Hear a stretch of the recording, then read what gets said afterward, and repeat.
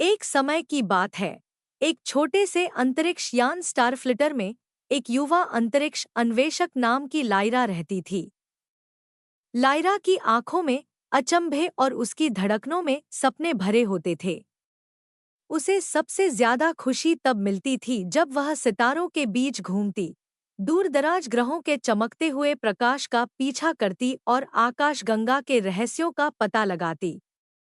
एक शाम, जब वह शांतिपूर्वक मिल्की वे के माध्यम से यात्रा कर रही थी, लायरा के यान ने एक अजीब संकेत प्राप्त किया, मुलायम, संगीतमय और गूंजते हुए। यह एक अनजान ग्रह से आ रहा था, जो अंतरिक्ष के जाने पहचाने क्षेत्रों से बहुत दूर था। लायरा का दिल धड़क उठा। यह वही साहसिक यात्रा थी जिसका वह हमेशा से सपना देखती थी। अपने विश्वसनीय रोबोट साथी जिप के साथ, जो गोल और मददगार था, लायरा ने उस अनजाने ग्रह की ओर रुख किया।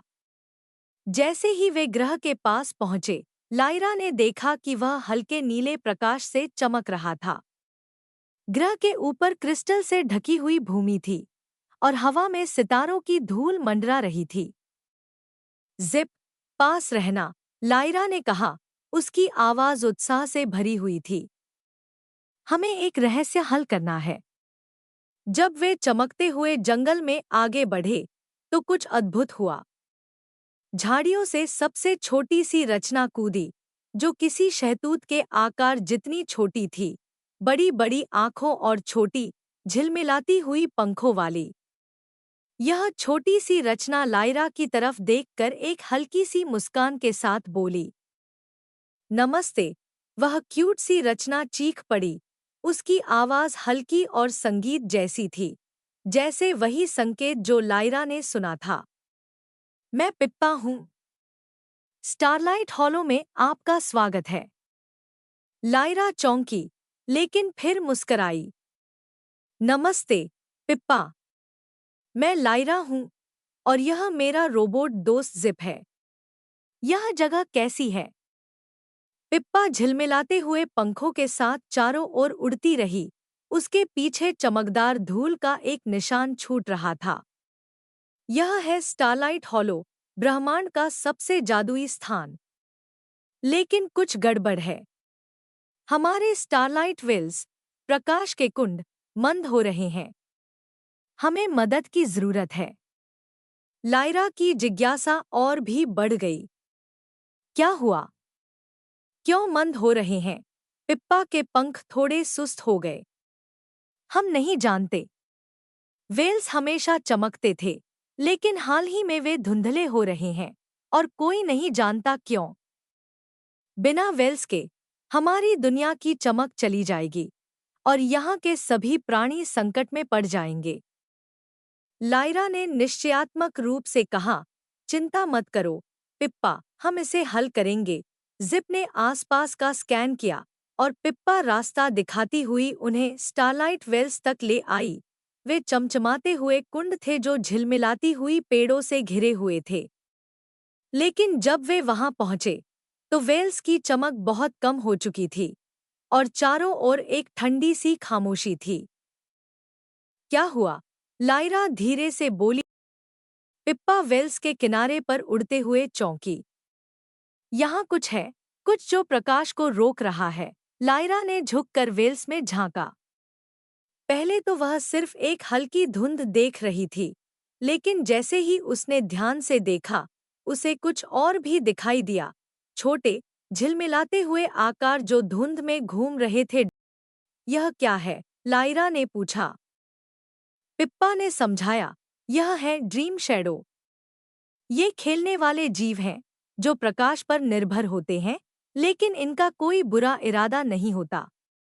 कभी कभी ये खो जाते हैं, और जो प्रकाश इन्होंने लिया है, वह वापस नहीं करते। लायरा ने कुछ सोचा और फिर कहा, हमें इन्हें यह याद दिलाना होगा कि उन्हें प्रकाश लौटाना चाहिए। मेरे पास एक विचार है। उसने अपनी बैग से एक छोटा सा यंत्र निकाला, लाइट हार्मोनाइजर, जिसे वह अपनी यात्रा के दौरान विभिन्न प्राणियों से संवाद करने के लिए इस्तेमाल करती थी। यह मृदु संगीत बजाता था, जिसे प्राणी बहुत पसंद करते थे।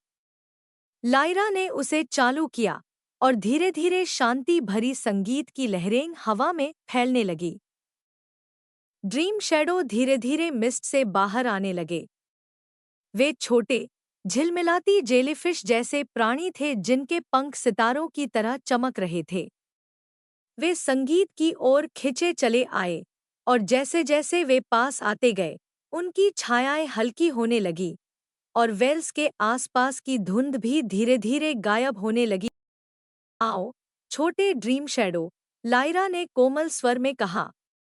तुम वापस प्रकाश दे सकते हो, यह समय है कि तुम उसे वेल्स में लौटाओ।